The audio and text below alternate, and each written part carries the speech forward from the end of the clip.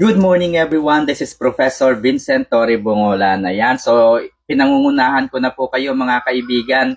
Kung kayo po ay anti-Duterte, huwag nyo na pong panoorin ang video na ito dahil alam naman natin kung ano po ang ugali ng mga anti-Duterte. No? Sila po yung mga tao na kung saan ay tumitira ng personal sa isang nagsasalita. No? Sila po yung mahilig mambash. Sila po yung mahilig pumuna ng mga ibang bagay, no? Dahil ayaw nila yung kanilang mapapanood at mapapakinggan. Sila din po yung mahilig sa, alam nyo na, yung manira. Ayan. At hindi rin nila pinapanood yung mga video na kagaya po nito. Kaya pinangungunahan ko na po kayo kung ikaw ay anti-Duterte, ay wag mo na lang panoorin ang video na ito para walang sakitan. Okay. So, meron akong dalawang information na babanggitin at itatanong. Okay? Agree ba kayo na ituloy ng TRICOM yung kanilang inumpisahan para ma-regulate kung paano gamitin ng wasto, ng tama, at naaayon sa saligang batas ang social media platforms. Ano po ang social media platforms? Ito po yung TikTok, ito po yung YouTube, ito po yung Meta o Facebook, at marami pa pong iba. Okay? So, para sa akin, agree ako na ituloy ito ng TRICOM para matuldukan na po kung paano gagamitin ng tama at wasto ang social media. Dahil hanggang ngayon ay wala pong malinaw na definition ang fake news. Okay, wala pong malinaw na definition ang fake news. Ang very obvious lamang na definition nito ay kapag hindi totoo ang balita, ay fake news na. Pero paano natin malalaman kung ang balita ay totoo o hindi? Okay? So, unahin natin dito sa dalawang abogado. Si Attorney Cristina Conti at si Attorney Joel Ruiz Butuyan. Si Attorney Joel Ruiz Butuyan ay isang accredited ICC lawyer. Isa po siyang miyembro, no, ng mga lawyers sa ICC. Si Attorney Cristina Conti naman ay assistant lawyer to the ICC. Okay? Noong mga unang linggo, buwan, after po na ipakidnap si former President Duterte sa ICC, nagkaroon na nga po ng abogado itong si former President Duterte sa ICC, no? Ito po si Attorney Nicholas Kaufman. Yung balita po na lumabas sa mainstream media at sa social media na di umano ay nagsampa ng motion itong si Attorney Nicholas Kaufman sa ICC. At hiniling di umano ni Nicholas Kaufman na yung mga biktima ng extrajudicial killing na nagnanais maging parte ng investigasyon ng ICC upang idiin si former President Rodrigo Roa Duterte, dapat magpresenta ng passport ng iba pang mga ID, kagaya po ng National ID, SSS. Okay? So, ito po ay mariing tinutulan ni Attorney Joel Ruiz Butuyan, ni Attorney Cristina Conti. Sabi nila, itong dalawang abogadong ito, sobra naman. itong request na ito. Sobra naman tong motion na ito. Hindi ito nararapat at hindi ito makatao, sabi nilang dalawa. Dahil bakit mo hihingan ng dokumento na kagaya ng passport, national ID, yung mga biktima, sila na nga yung biktima, tapos sila pa yung hihigpitan mo. Nais lang nilang makuha yung kanilang karapatan, maipaliwanag at ipakita po sa taong bayan at sa buong mundo yung ginawa sa kanila ni Duterte. So to cut the story, after few weeks, lumabas yung balita na yung request ni Attorney Nicholas Koopman ay nireject daw ng ICC. Wala raw karapatan si Attorney Nicholas Koopman na utusan ang korte sa kanilang mga hihilingin sa prosecution at sa defense. Okay? So, eto na nga mga kaibigan. Dahil sa pangyayaring yon, hindi na nakapagpigil itong si Attorney Nicholas Koopman. Sabi niya, sinungaling itong dalawang abogadong ito. Walang mare-reject na motion dahil hindi ako nagsasampa ng motion para hingan, para gawing make it strict yung mga requirements, no, para maging participants ng pag-convict kay former President Duterte. Karapatan yan ng mga biktima. Kung sila ay totoong biktima, ay malaya silang ilahad at maging bahagi ng investigasyon. So, walang mare-reject dahil hindi ko yan i-final. Hindi ko yan ni-request sa ICC. Sinungaling yung dalawang abogadong yan. So, yun po ang naging pahayag ni Attorney Nicholas Koopman. Okay? So, ito na naman po, meron na namang balita, meron na namang lumabas na balita. Dahil, itong dalawang ICC judge na humahawak sa kaso ni former President Duterte, na ang pangalan ay si Judge Maria del Socorro Flores Liera at si Judge Rain Adelaide Sophie Alapini Ganzu ay pinapadisqualify po ni Attorney Nicholas Koopman dahil sa jurisdiction-related matters. Kasi 2019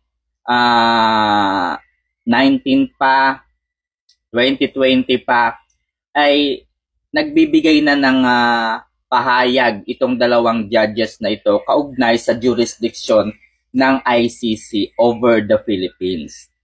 At ang sinasabi ng defense ay hindi ito nararapat kasi nagbigay na kaagad sila ng kanilang mga opinion kaugnay po sa pagdakip kay former President Duterte. No? So, ibig sabihin, itong dalawang abogadong ito, itong dalawang judges na to, they assume na tama lamang ang pagkaka-aresto. May jurisdiction pa ang ICC over the Philippines. And so on so forth. So, siyempre, nung after lumabas itong balitang ito, sabi na naman po ng kabilang grupo, na-reject na naman itong request ni itong motion ni Attorney Nicholas Koopman.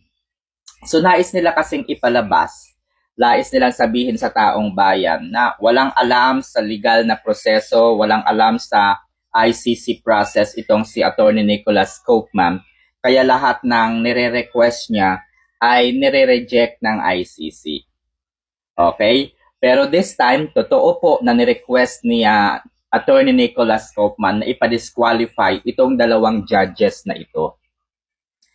At nagsalita na nga po ang presidente ng International Criminal Court na si Judge Tomoko Akane at sinabi niya sa dalawang judges, sagutin yung comment, yung petition, yung motion ni Attorney Nicholas Koopman. Bakit sila hindi dapat ma-disqualify. O, dapat nilang sagutin yung complaint. So, ito po ang tanong ko sa inyo mga kaibigan. Pabor ba kayo? Agree ba kayo na bigyan ng parusa itong dalawang abogado na ito na si Attorney Joel Ruiz Butuyan at si Attorney Cristina Conti na sampahan din po ng kaso ni Attorney Nicholas Koopman sa ICC for inflicting o pagtatanim o pagsasabi ng mga information na hindi naman tama at hindi naman totoo.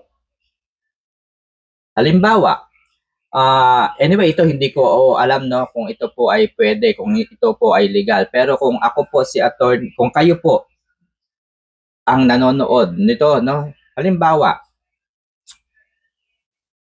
pwede ba nating sabihin kay Attorney Nicholas Koopman, kasuhan itong dalawang abogadong ito sa ICC? Ano po yung grounds para sila po ay kasuhan? Sa pamamagitan ng pag-iimbento ng mga bagay, mga proseso, mga pangyayari na hindi naman totoo. Kagaya na nga lang po yung sinasabi ni Attorney Cristina Conti at Butuyan na nag-file di umano ng motion itong si Attorney Nicholas Koopman na gawing istrikto ang pagtanggap sa mga biktima ng extrajudicial killing kung nagnanais silang mag-participate sa trial ni former President Duterte. Yung ganong bagay ay hindi naman po ni-request talaga ni Attorney Nicholas Koopman. Ang sinasabi lang po ni Attorney Nicholas Koopman, kilalanin lamang ng tama, ng maayos itong mga biktima na ito. Kung paano natin kinikilala dito sa Pilipinas ang isang individual, halimbawa, meron social security number. May number na, kilala na natin itong taong ito. Ito yung tao. Ito yung social security number niya. So dahil nagkaroon naman ng national ID, ito yung national ID ng individual na ito. Kumbaga sapat lang para makilala itong biktima. Baka kasi ibang biktima yung maipresenta, ibang tao pala yun. So kaya kinakailangang makilala, ma-establish talaga yung pagkakakilanlan ng biktima. Yun lang naman ang requirements na sinuggest ni Attorney Nicholas Koopman. Hindi niya hiniling na magpresenta ng passport, magpresenta ng iba pang mga ID na kung saan nangangailangan ng strict requirements. Kasi pag passport kasi guys, kailangan mo ng police clearance. Kailangan mo ng NBI clearance. 'Di ba? Kasi hindi ka bibigyan ng passport kung meron kang criminal record. Kung meron kang record ng pambabaliwala o violation sa ating saligang batas, hindi ka magkakaroon talaga ng passport. So kung ang isang biktima ay talaga namang drug addict halimbawa o kaya kriminal, mamamatay tao, ganyan, paano ka mabibigyan ng passport? So hindi na yun kailangan kasi sabi ni at ang idea ni Attorney Nicholas Koopman, kung meron mang ganun, hindi yun ang pinupunto niya. That's another case. Ang sa akin lamang makilala kung sino talaga yung mga biktima. Enough of the identification. No? So, dahil nga itong ganitong requirements, ganitong mga sitwasyon o pangyayari,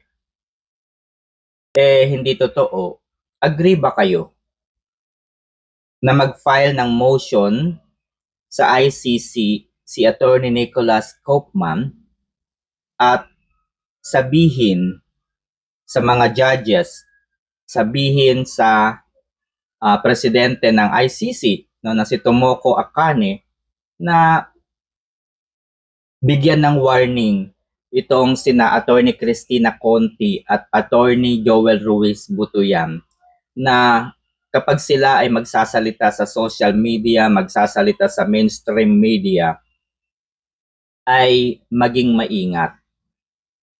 Dapat ay magpresenta sila ng mga valid and legal na mga dokumento, mga totoong mga pleadings na ginagawa po ni Attorney Nicholas Koopman. Hindi yung gagawa sila ng kwento para ipalabas na walang alam sa procedure itong si Attorney Nicholas Koopman. Do you agree? No? Agree ba kayo? So kung kayo po ay nag-agree mga kaibigan, ay huwag ninyong kalilimutang mag-subscribe, ibahagi ang video na ito.